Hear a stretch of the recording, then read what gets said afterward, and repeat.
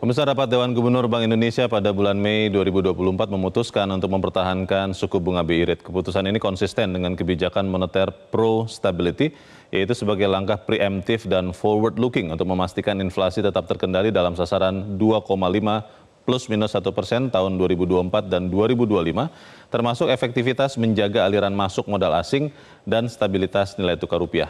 Untuk membahas lebih jauh terkait hal ini, kita bergabung bersama dengan Kepala Departemen Kebijakan Ekonomi dan Moneter Bank Indonesia, Firman Mohtar. Pak Firman, selamat pagi. Selamat pagi, Bang Leo. Salam sehat. Ya, sehat-sehat ya. Pak Firman, di rapat Dewan Gubernur yang terakhir, Bank Indonesia mempertahankan suku bunga BI Rate di 6,25. Setelah sebelumnya itu banyak juga pelaku pasar yang terkejut juga ketika waktu itu menaikkan 0,25%. Bagaimana pandangan Bank Indonesia terhadap kondisi ekonomi global, regional, dan Indonesia yang melatar belakangi kebijakan untuk mempertahankan suku bunga ini, Pak Firman? Bang Leo, saya mulai dari dulu kondisi global ya. Kondisi global kami melihat kita mulai dari Amerika yang secara umum masih cukup kuat pertumbuhannya, sehingga berdampak terhadap bagaimana dinamika inflasinya yang secara umum penurunannya belum seperti yang kita harapkan. Inflasinya memang sudah turun tapi masih di atas target.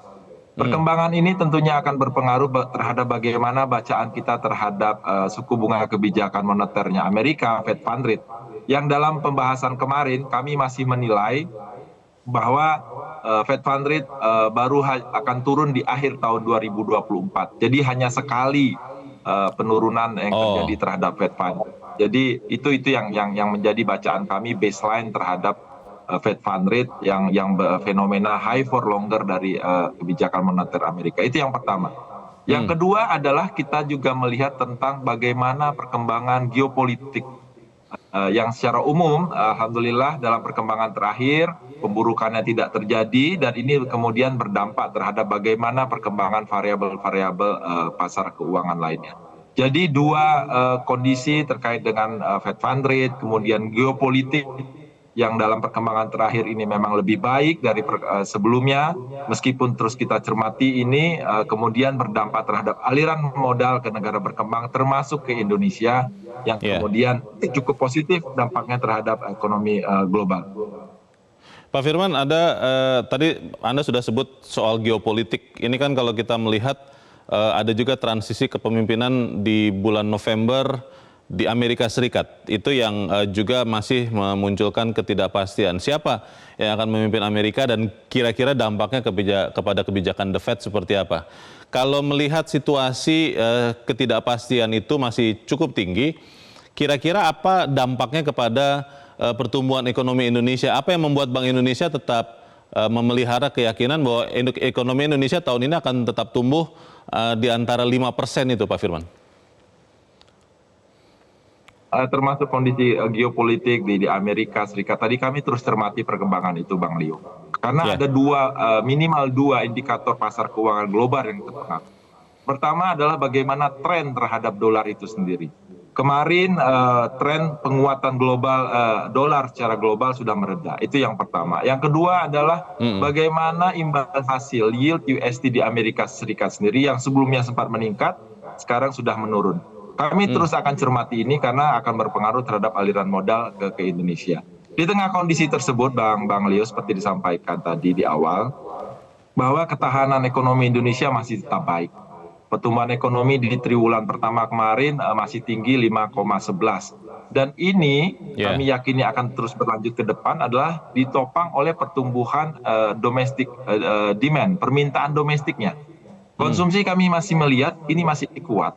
Bukan hanya terkait dengan konsumsi pemerintah, tapi juga terkait dengan konsumsi swasta, dampak guliran dari konsumsi pemerintah yang meningkat tersebut. Dan kemudian juga kalau triwulan terakhir kemarin, kemarin didukung oleh bagaimana dampak dari kegiatan pemilu yang secara umum memang berdampak positif terhadap konsumsi Indonesia di triwulan 1. Kami melihat arah ini ke depan masih berlanjut, termasuk dampak positif dari pilkada, kemudian dampak stimulus fiskal terkait dengan gaji ke-13 yang sudah akan diluncurkan. Ini Bang Leo pada gilirannya akan menopang pertumbuhan ekonomi Indonesia yang kami perkirakan tadi 4,7 sampai dengan 5,5 di tahun 2024 ini. Ya, Pak Firman, salah satu yang juga mempengaruhi kondisi ekonomi dan juga pasar keuangan di Indonesia itu adalah nilai tukar rupiah, Pak. Sebetulnya ketika beberapa waktu yang lalu $1 Amerika itu sekitar 16.200-an, beberapa ekonom melihat sebetulnya itu overvalued. Maksud saya rupiah itu sebetulnya sudah di situ harganya dan tidak bisa melemah lebih jauh lagi. Tapi kalau kita melihat sekarang rupiah masih di 16.100-an sekian puluh per dolar Amerika. Kalau Bank Indonesia melihat seperti apa, Pak, proyeksi nilai tukar rupiah ini, karena juga kan sangat terkait dengan langkah The Fed nantinya, Pak Firman. Kami melihat secara umum nilai tukar rupiah ke depan ini secara fundamental akan berada dalam tren menguat. Mengapa ini terjadi? Pertama tentunya bagaimana respon kita kemarin terkait dengan BI rate yang kita naikkan 6,25% di bulan April yang lalu. Yang kedua adalah bagaimana premi risiko secara global yang menurun dan juga domestik. Yang ketiga adalah tentunya bagaimana prospek ekonomi Indonesia termasuk pertumbuhan ekonomi kita yang masih kuat tadi di 5,11 di triwulan pertama. Dan yang keempat terakhir ini yang menjadi penting adalah komitmen Bank Indonesia untuk terus berada di pasar, menjaga stabilitas nilai tukar rupiah yang pada gilirannya berdampak positif terhadap inflasi sebagai sasaran akhir dan pertumbuhan ekonomi secara keseluruhan. Jadi gambaran-gambaran ini Bang Leo, kami melihat ke depan nilai tukar rupiah ini akan cenderung menguat. Inflow akan terus bertambah. Dan faktor yang berpengaruhnya adalah tentunya respon kebijakan Bank Indonesia kemarin. Bukan hanya terkait dengan bagaimana kami merespon dengan BI rate, tapi bagaimana penguatan-penguatan operasi moneter pro market yang kami lakukan melalui penerbitan SRBI yang secara umum memang bisa menarik capital inflow, kemudian mendorong penguatan nilai tukar rupiah dan tentunya stabilitas nilai tukar kebijakan yang kita tempuh. Pak Firman, yang diperhatikan para pelaku pasar juga adalah bagaimana Bank Indonesia menyeimbangkan antara menggunakan kebijakan suku bunga ini untuk menyeimbangkan antara pertumbuhan dan juga stabilitas nilai tukar, karena itu kan tugas utama Bank Indonesia. Bagaimana langkah ini akan bisa menentukan pengambilan keputusan soal BI rate ke depan, kita akan bahas di bagian berikut, Pak Firman, dan pemirsa tetap bersama kami. Zona Bisnis segera kembali.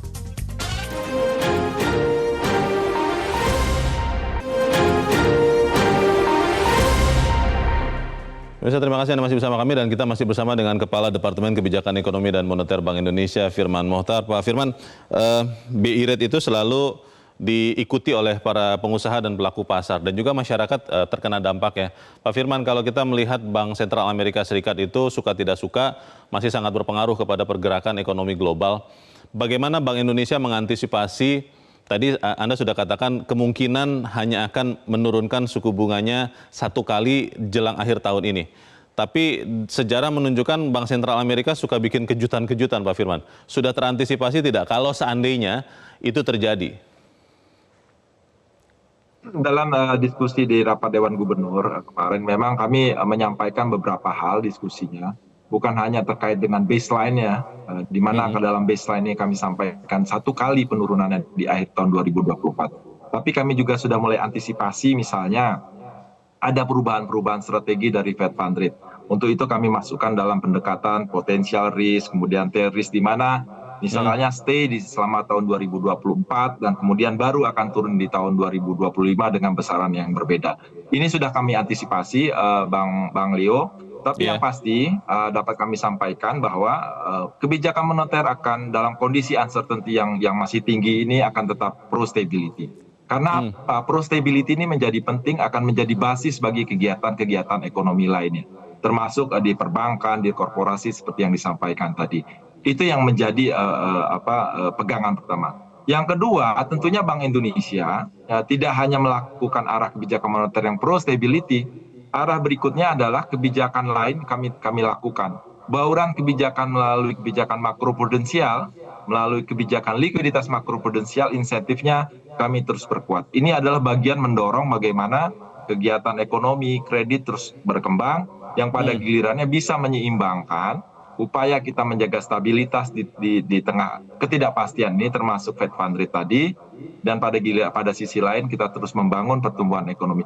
Karena penting sekali Bang Leo, upaya kita membangun pertumbuhan ekonomi yang tetap baik dengan ketahanan yang tetap terjaga ini menjadi penting, karena seperti saya sampaikan tadi 4 faktor, satu faktornya adalah terkait dengan prospek perekonomian. Prospek perekonomian yang terjaga ini akan membangun persepsi positif kepada investor global untuk tetap masuk ke dalam perekonomian Indonesia yang pada gilirannya bukan hanya mendukung aliran modal dan nilai tukar, tapi kegiatan ekonomi secara keseluruhan.